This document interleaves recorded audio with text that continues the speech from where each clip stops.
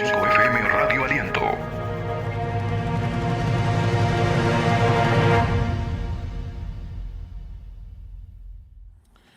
Muchas bendiciones para todos. Yo soy Jimmy Peguero y aquí estamos en su programa Reposicionamiento Espiritual. Hemos comenzado una serie acerca del diseño de la iglesia y hemos hablado de los diseños que Dios ha venido elaborando para trazar una línea de posicionamiento y de funcionabilidad en su pueblo. Para hacer una retroalimentación corta, hablamos del diseño noélico, hablamos del diseño mosaico, hablamos del diseño davínico, hemos hablado del diseño abrahámico y ahora estamos hablando del diseño de la iglesia, en la cual hemos dicho anteriormente que un diseño es una idea preconcebida que contiene todas las especificaciones de cómo funciona una cosa.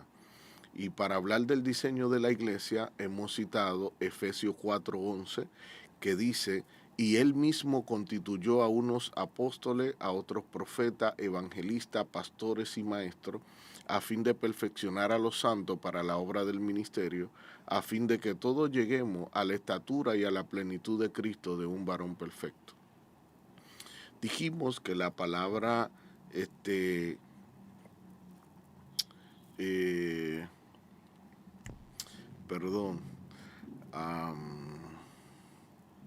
apóstoles, profetas, evangelistas, pastores y maestros, a fin de perfeccionar, es la palabra que se me estaba escapando. La palabra perfeccionar, hablamos de la palabra cataltizo, que tiene que ver con alineamiento. Hablamos que una palabra médica que lo usaban los ortopedas a la hora de alinear un hueso con hueso, carne con carne, tendón con tendón. Es decir, que el objetivo de Dios establecer el ministerio quíntuple es para que su pueblo sea uno. Dios siempre ha querido que su pueblo sea uno. Ha sido una intención brillante, y cada vez que citamos las escrituras tenemos que concluir con esa visión celestial. Si usted analiza, el matrimonio es una de las entidades aquí en la tierra que más se parece a Dios y cómo Dios opera. Fíjese que aunque la Biblia presenta al Señor como Dios Padre, Dios Hijo y Dios Espíritu Santo, es la forma de cómo Dios opera y cómo cada uno se glorifican a sí mismo. Fíjese cómo Dios glorifica al Hijo, el Hijo glorifica al Padre, cómo el Hijo glorifica al Espíritu Santo. Si ustedes analizan las escrituras, Jesús dice: quien pueda vociferar, blasfemar en contra del Padre, del Hijo, podrá ser perdonado. Pero el que blasfema en contra del Espíritu Santo no recibirá perdón ni en esta vida ni en la vida venidera.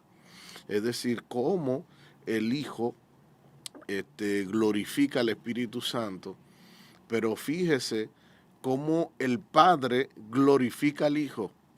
Y cuando él es bautizado por Juan en el río Jordán, los cielos se abren y una voz del cielo dice: este es mi Hijo amado, en el cual tengo complacencia. Pero fíjese, no solo como el Padre glorifica al Hijo, sino como el Hijo también glorifica al Padre. Estando Jesús parado frente a la tumba de Lázaro, mandó a quitar la piedra, que era la puerta de la tumba, y dice: Padre, invoco tu nombre ante tu presencia, para que ellos crean que tú me enviaste. Lázaro, sal. Fíjese cómo él glorificó al Padre, y es algo impresionante esa dualidad, esa perfección, cómo ellos operan para ser uno. Sin embargo, cuando Dios constituye el matrimonio, Dice en Génesis capítulo 2, versículo 24, por tanto dejará el hombre a su mujer y a su madre, por tanto dejará el hombre a su padre, por tanto dejará el hombre a su padre y a su madre, y se unirá a su mujer, y serán una sola carne. La Biblia dice en Deuteronomio 6:4, oye Israel, Jehová tu Dios, ¿cuánto? Uno es. Pero cuando establece el matrimonio dice, dejará el hombre, padre, madre, y se unirá a su mujer y serán que uno. Porque hay un misterio en el uno. Porque el uno, la representación gráfica del uno es vertical. Hay un misterio en interpretar la parte alegórica de lo que es el uno. La palabra uno en hebreo, la palabra aleph, es impresionante porque la Biblia contiene una serie de códigos y enigmas que no se encuentran en las letras, sino en los números. Por eso le hablaba acerca del diseño de la iglesia y del ministerio quíntuple y le decía que el objetivo de Dios detrás de todo esto es que el pueblo entienda que es uno delante de él. Claro, Jesús viene a buscar una iglesia. Lo que pasa es que el hombre y la religión ha dividido la cosa. Unos son metodistas, otros son católicos, otros son testigos de Jehová, y Dios no viene a buscar denominaciones, Él viene a buscar un pueblo, a buscar una iglesia. Entonces, mi insistencia continua en esto es que nosotros podamos entender lo que Dios quiere, que seamos uno. Por eso Deuteronomio 6:4 al 5 es uno de los mandamientos más grandes en toda la Biblia. Oye Israel, Jehová tu Dios, uno es. Pero es impresionante nosotros, hermenéuticamente, tratando de interpretar por qué Dios le dice a Israel que Él es uno. Si las demás naciones eran politeístas, cuando digo politeísta es que tenían muchos dioses. La nación de Israel siempre ha sido teísta, de tener un solo Dios. Entonces, si culturalmente y dentro de su contexto, Israel sabía que Dios es uno, ¿por qué ahora Dios le dice, escucha Israel, Jehová tu Dios, uno es? Lo que sucede es lo siguiente, y es que la palabra uno, ese número tiene un valor en gematría. La palabra uno, dentro de un sentido figurado, también es la palabra Shema, también es la palabra Sulam, también es la palabra Emuná. Y cada palabra de esta que se le atribuye a este número tiene un significado sobrenatural. Entonces, la palabra Emuná es fidelidad, es lealtad, integridad y finalmente obediencia. Entonces, al uno ser un número que en su expresión gráfica es vertical, es como que si el emuná conectara cielo y tierra. Porque la obediencia te permite conectarte a Dios. La obediencia te permite conectarte a la dimensión de recibir los beneficios de Dios como bendiciones continuas. Por eso en Deuteronomio capítulo 28 dice, si obedecieres atentamente la voz de Jehová tu Dios y pusieres por obra lo que te prescribo hoy, todas estas bendiciones te alcanzarán. Fíjate como la palabra uno, que es emuná, es sulam, es shema, la palabra uno, usted simplemente escucha la expresión del número, pero tiene que irse un poquito más profundo para entender que el uno tiene que ver con obediencia. La palabra sulam es la palabra torbellino, literalmente torbellino. Cuando la Biblia habla de que vino un torbellino y se llevó a Elías, ese torbellino es la palabra sulam, es realmente lo que él le demanda a Eliseo. Cuando Eliseo le pide la doble porción de su espíritu, él le dice, si vieras el Sulam, si vieras el torbellino, si vieras el nivel de obediencia que yo he caminado, si tú puedes ver ese momento, te lo doy. La palabra Sulam, la palabra Emuná, la palabra Shema, que son sinónimos dentro del contexto original, es la misma palabra que se atribuye a la visión que tuvo Jacob en Génesis 28 cuando habla la palabra escalera. Así como el torbellino en los tiempos de Elías conectó cielo y tierra, así la escalera que vio Jacob conectaba cielo y tierra. Su parte inferior llegaba al suelo, a la superficie, y la parte superior llegaba al cielo. Y una voz le dijo, yo soy el Dios de tu padre Abraham, y la tierra donde estás recostado te la daré a ti y a tu descendencia. Hubo un momento de rendición en la vida de Jacob, donde él sabía que con su propia fuerza él no podía escapar de su hermano Esaú, que lo quería matar. Y saliendo de Beerseba y llegando a la tierra de Aram, dice que tomó una piedra de aquel paraje y durmió allí, y ahí soñó un sueño. Ahí Dios le reveló el Sulam, le reveló la escalera. A partir de ahí, la vida de Jacob nunca más volvió a ser la misma. Entonces, en el momento que Dios dice, oye Israel, Jehová tu Dios uno es, le está hablando algo más que un número. Le está revelando un código, le está revelando un misterio. Le está diciendo, oye Israel, Jehová tu Dios uno es.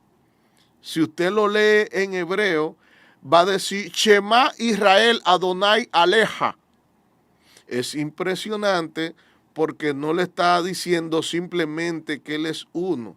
Le está diciendo, Israel, si tú me reconoces a través de la obediencia como tu autoridad suprema, por eso dice, y amarás tu Dios con todo tu corazón, con toda tu alma, con toda tu mente.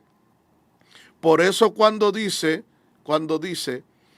aquí, oye Israel, Jehová tu Dios uno es, sigue diciendo, y amarás al Señor tu Dios con todo tu corazón, con toda tu alma, con toda tu fuerza y con toda tu mente. Esto es impresionante. Cuando usted escucha cosas como esta y usted abraza esta revelación, en ese mismo momento su vida nunca más volverá a ser igual. Si usted sigue leyendo las escrituras, mi tema es el ministerio quíntuple, pero como le hablé del objetivo del ministerio quíntuple, es que la iglesia pueda entender y pueda operar a ser uno, porque una cosa es que haya unidad y otra que sean uno. Le voy a dar un poquito más de detalle de esto. El Salmo 133 dice, la versión Reina Valera del 60, mirad cuán bueno y cuán el delicioso es habitar los hermanos igualmente en armonía. Cuando usted lo lee en una versión más antigua que se conecta más al original, dice, mirad cuán bueno y cuán hermoso es habitar los hermanos igualmente en uno. Porque el objetivo de Dios siempre ha sido que nosotros entendamos que debemos ser uno. No simplemente que haya unidad, por eso hay tantos problemas muchas veces en las confraternidades y todas estas instituciones, porque cuando hay unidad, cada persona que se ha unido persigue intereses particulares. Y en el momento donde esas expectativas no son llenadas, entonces se dividen. Y siempre hay reclamaciones continuas, y tú a mí no me tomas en cuenta, y aquel sí, aquel no, porque ese no es el objetivo de Dios. El objetivo de Dios es que sean uno. Cuando usted y yo somos uno, cuando la congregación somos uno, yo no persigo que a mí me pongan a predicar para yo ser tomado en cuenta. Si te pusieron a predicar a ti y Dios te usó, yo me siento tan gozoso como si fuera yo mismo que estuviera predicando. Ahora, cuando hay unidad, no. Cuando hay unidad, yo persigo que a mí se me oiga, que a mí se me tome en cuenta. Y el ego supera el nivel de inteligencia. Ahora, cuando somos uno, la cosa es diferente. Si usted sigue leyendo las escrituras, se da cuenta que el objetivo de Dios siempre ha sido que su pueblo sea uno. Primera de Corintios 6:17, ¿qué dice? Pero el que se une al Señor, un espíritu es con él. Porque es que eso es lo que Dios quiere. Lo que pasa es que nosotros a través de la religión hemos implementado tanta división y usted llega a la congregación y divide en la misma congregación. Ah, esta es la sociedad de damas, esta es la de los caballeros, aquellos se sientan para un lado, aquellos se sientan a otro y hasta la misma familia la han dividido. Porque los hijos lo sientan para un lado, los padres lo sientan para otro, la dama para otro. Es todo algo complicado porque no han entendido el misterio del uno. Quien se une al Señor, un espíritu es con él. Pero mire, si usted lee las escrituras, vamos a ver. Juan, capítulo 17, versículo 11, dice, y ya no estoy en el mundo, mas estos están en el mundo. Yo voy a ti, Padre Santo, a lo que me has dado, guárdalo en tu nombre, para que ellos sean uno, como tú y yo somos uno. ¡Wow! Es impresionante. Fíjese cómo la última oración de Jesús, Él le está pidiendo al Padre que tu pueblo, que tu iglesia sean uno. No que haya unidad, que sean uno, como tú y yo somos uno. Es impresionante. Y todavía Jesús está diciendo que Él y el Padre son uno. Algunos cuestionan la Trinidad. Es impresionante. Yo no sé qué Biblia leen. Es impresionante. Cuando usted lee Juan 13, dice, el Padre y yo uno somos. Por eso Él le dijo, si me ha visto a mí, ha visto al Padre, le dijo a Natanael. Entonces, es importante nosotros ir conociendo estos misterios. Quien se une al Señor, un espíritu es con Él. Y dejará el hombre a su padre, a su madre, y se unirá a su mujer, y serán ¿cuántos? Una sola carne. Oye Israel, Jehová tu Dios, uno es. Mirad cuán bueno y cuán hermoso es habitar los hermanos igualmente en uno. Salmo 133. Es impresionante. Entonces, el ministerio quíntuple percibe que la iglesia sea uno. Ahí es que está el misterio, ahí es que está realmente la concentración de la gloria misma de Dios. Ahora bien, cuando leemos las Escrituras, en 1 de Corintios 12, 28, dice, y a uno puso Dios en la iglesia, primeramente apóstoles, luego profetas. Es impresionante. Mire, yo quiero hacer un énfasis en esto. La palabra primeramente es el término griego protón. Y protón alude a ser, a ser primero en orden, tiempo y lugar. ¿Cuál era la función de un apóstol? Número uno, un apóstol era aquel que era enviado adelante. Número dos, un apóstol era enviado como un estratega. Número 3, un apóstol era enviado como uno que abre brecha. Por eso, y le hablaba que Alejandro Magno tenía apóstoles, lo enviaban adelante para hacer el camino, para abrir brecha, para ir preparando el territorio para que los demás puedan entrar al territorio que iba a ser conquistado. Por eso es la importancia que debe darse a cada ministerio. Dice, primeramente apóstoles, luego profetas.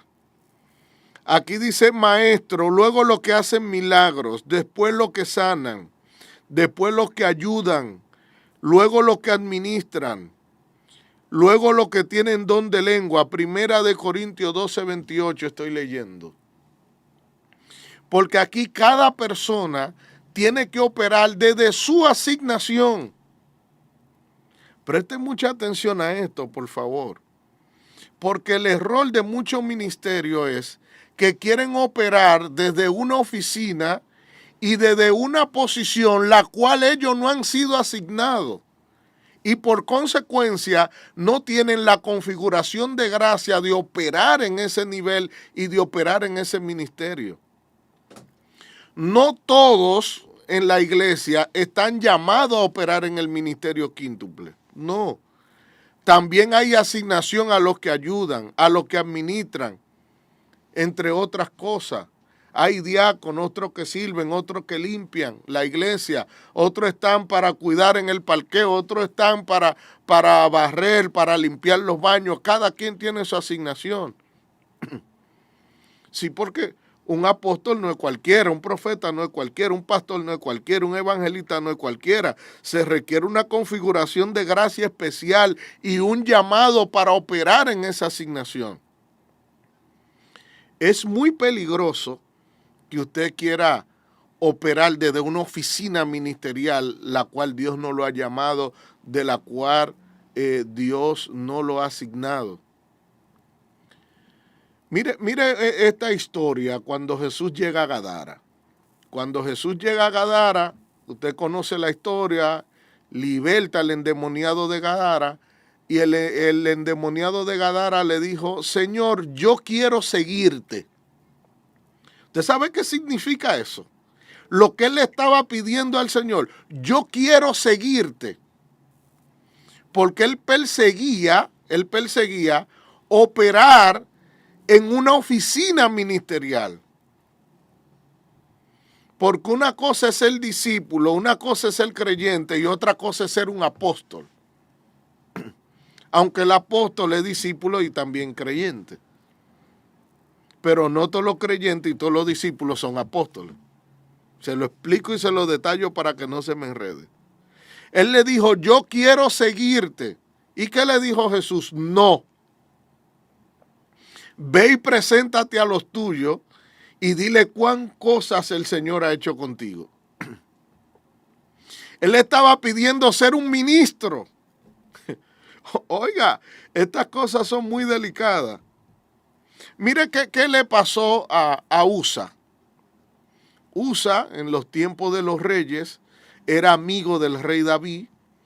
David viene cargando el arca en bueyes y viendo Usa que los bueyes se tropezaban y que el arca se podía caer, fue y le puso la mano al arca. ¿Qué pasó con Usa? Dios lo mató al instante. ¡Wow! Pero qué drástico fue el Señor. Escuche bien. La ley establecía que los únicos que podían tocar el arca eran los levitas y sacerdotes.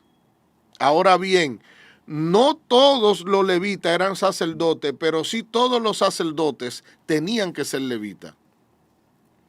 Y Usa no era ni una cosa ni la otra. Entonces, ¿por qué Dios lo mata? Porque él tocó algo la cual él no estaba asignado para tocar. Él no estaba consagrado para tocar la presencia, para tocar el arca.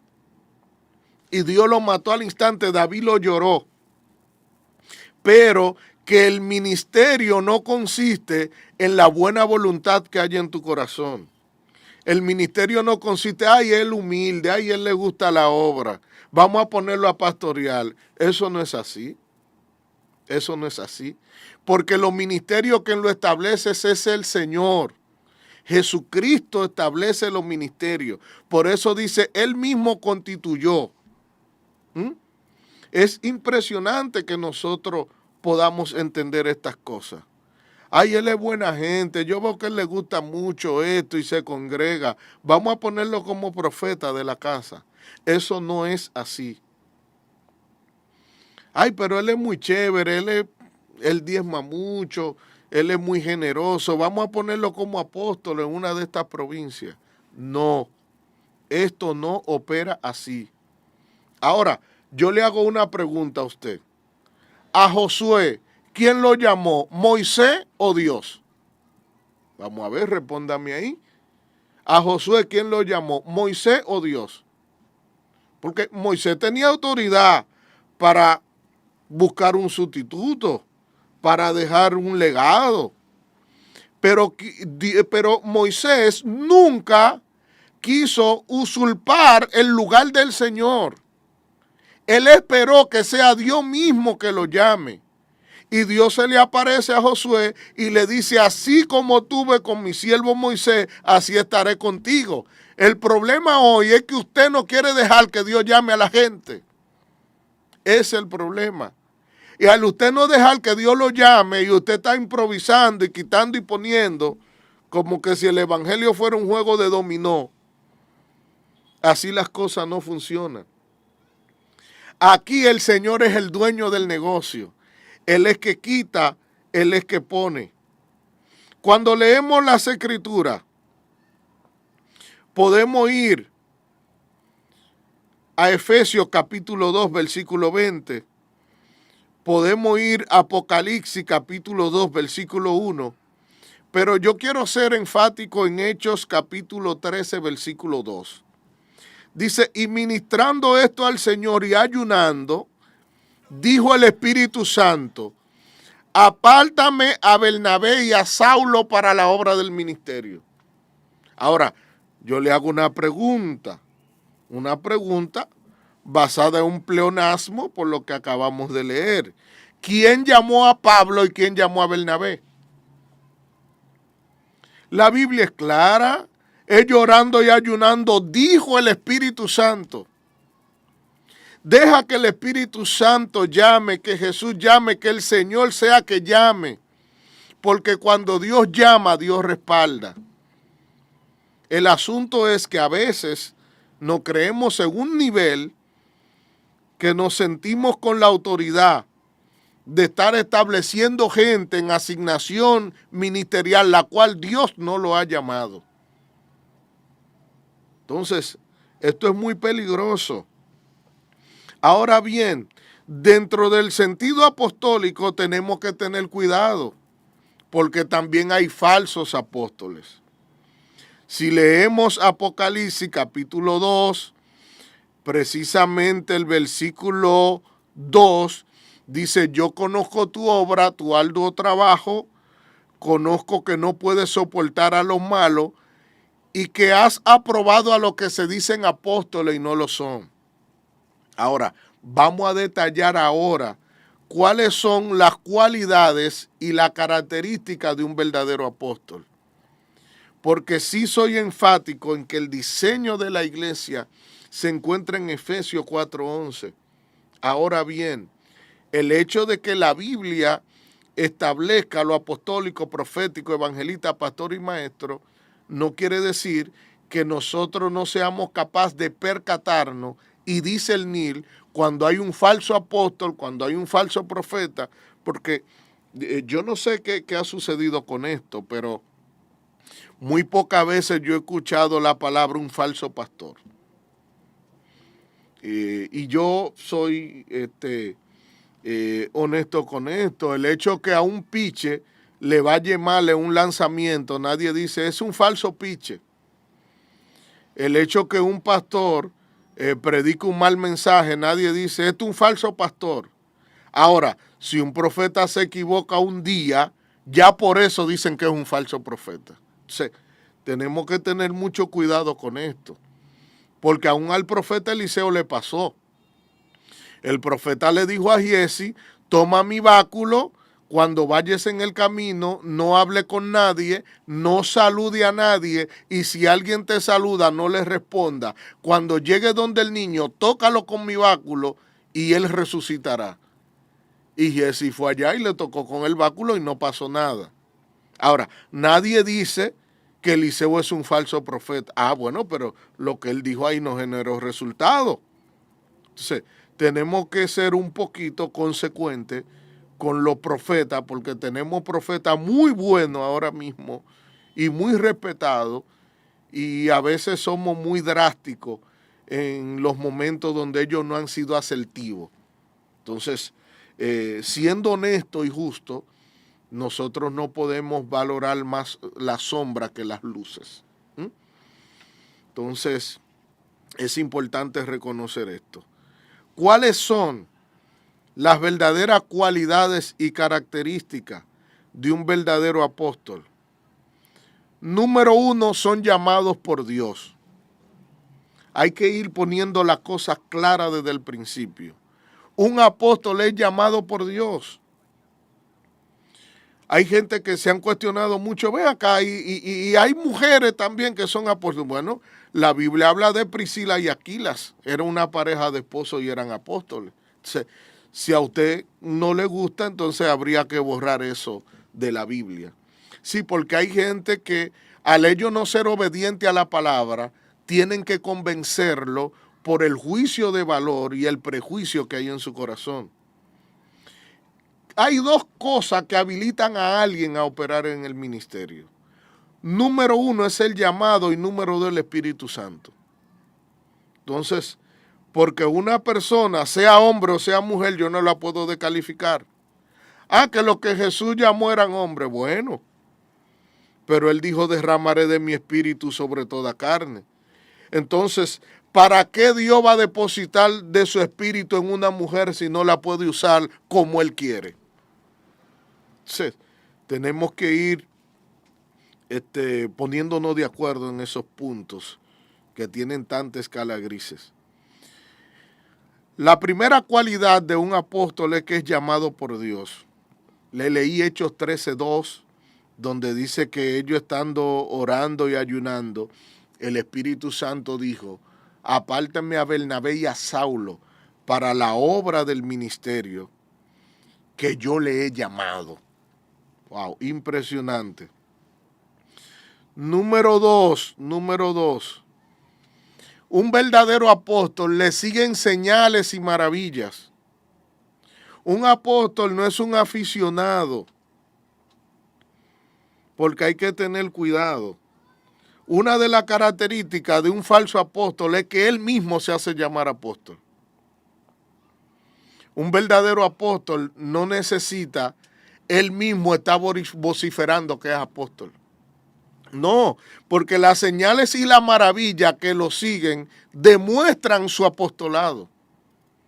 Por eso en el ministerio, en el momento que quisieron cuestionar el apostolado de Pablo, él le dijo, pero ustedes mismos son la evidencia de mi apostolado. Ustedes mismos lo son. Seguimos. Otra de las cualidades de un verdadero apóstol, resucitar muertos.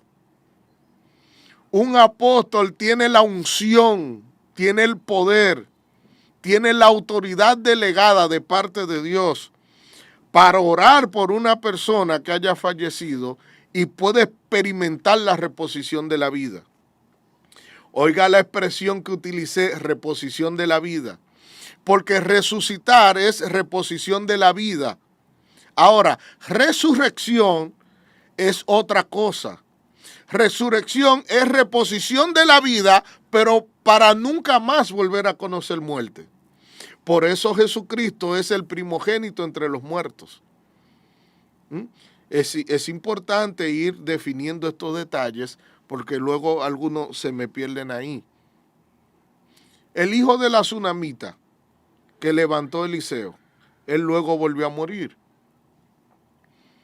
Aquel soldado que cayó en los huesos de Eliseo resucitó, él volvió a morir. El hijo de la viuda de Naín que Jesús resucitó, él volvió a morir. La hija de Jairo que Jesús resucitó, volvió a morir. Porque resucitar es reposición de la vida. Ahora, resurrección es reposición de la vida, pero con el objetivo y con el fin de no volver a conocer muerte. Entonces, Por eso en aquel día nosotros experimentaremos resurrección y tendremos un cuerpo glorificado, no sujeto a muerte. Entonces, es importante detallar esto. Una de las señales del ministerio apostólico: resucitar muertos, levantamiento de iglesias. ¡Wow! Es impresionante. Un apóstol ama tanto a Dios y la obra misionera que los territorios que conquista, los territorios que él es capaz de alcanzarlo a través de la predicación y el evangelio, levanta congregaciones, levanta iglesias. Siempre usted va a reconocer esto, un verdadero apóstol. Siempre levantan decenas de iglesias, otros cientos de iglesias de acuerdo a su propia trayectoria. Ahora, no es una característica indispensable para que usted diga, ah, bueno, como él no ha levantado 100 iglesias, él no es apóstol. No, las cosas no son así. Porque Matías fue apóstol. ¿Y cuántas iglesias levantó Matías? Bernabé era apóstol. ¿Cuántas iglesias levantó Bernabé? Según Hechos 14 dice, cuando los apóstoles Bernabé y Pablo escucharon esto, rasgaron su ropa. Entonces, no podemos ser radicales en que si hay un punto de esto que no lo tiene, ah, bueno, ya no es apóstol por eso. No, tenemos que ser un poco más honestos con esto. Otra característica de un verdadero apóstol, aparte de establecer iglesia, establece fundamento en el cuerpo de Cristo. Esto es importante, esto es importante. Otra característica, activación de los dones espirituales en el cuerpo de la iglesia. Por eso usted se va a encontrar a un Pablo diciéndole a un Timoteo, aviva el fuego del don de Dios que hay en ti, que recibiste mediante imposición de mis manos. Porque la unción, la configuración de gracia sobre un apóstol genera un impacto fuerte en la vida de la gente, que es capaz de activar dones, de activar el fuego, de activar la vida espiritual en la vida de una gente. Con una palabra, con un mensaje, con una imposición de mano, con una impartición. Esto es poderoso. Otra de las cualidades de un verdadero apóstol, la manifestación continua de sanidades y milagros. Cuando un apóstol llega a una ciudad, cuando un apóstol ministra un evento, una cruzada, solo no le va a hacer cuento y teoría, no. Viene con impartición, viene con una serie de manifestaciones de sanidades y de milagros. Por eso la Biblia dice que el reino de los cielos no consiste solo de palabras, sino también de poder. Eso es normal en la vida de un verdadero apóstol. Levantar paralíticos, que los ciegos vean. Esas son cosas, no se sorprenda cuando usted vea cortes en las redes de un verdadero apóstol, aunque él no lo diga que es apóstol, porque el verdadero apóstol no se anda mofando de que es apóstol, pero le hace como le dijo Jesús. Díganle a Juan, Juan está preguntando si yo soy, díganle a él que los ciegos ven, que los cojos andan y que a los pobres le ha anunciado el evangelio. Entonces, no le preguntes si es apóstol o no es apóstol, mira las señales que le siguen y respóndete tú mismo. Entonces, es importante, mis amados, nosotros ir reconociendo que el ministerio quíntuple es el diseño que Dios establece sobre la iglesia, que manifiesta de forma dependiente cómo funciona la iglesia y en qué orden. Primeramente, apóstol. Solo el programa de hoy quisimos definir esta parte, el objetivo del ministerio quíntuple, qué es un verdadero apóstol, cuáles son las cualidades y las características de un verdadero apóstol. En el siguiente programa vamos a hablar de qué es un profeta, cuál es el oficio del profeta, cómo opera y en qué orden, y cuántos tipos de profetas hay en esta actualidad según lo que las Sagradas Escrituras revelan. Así que muchas bendiciones y gracias. 95.5 FM Radio Aliento, cubriendo todo el este de República Dominicana.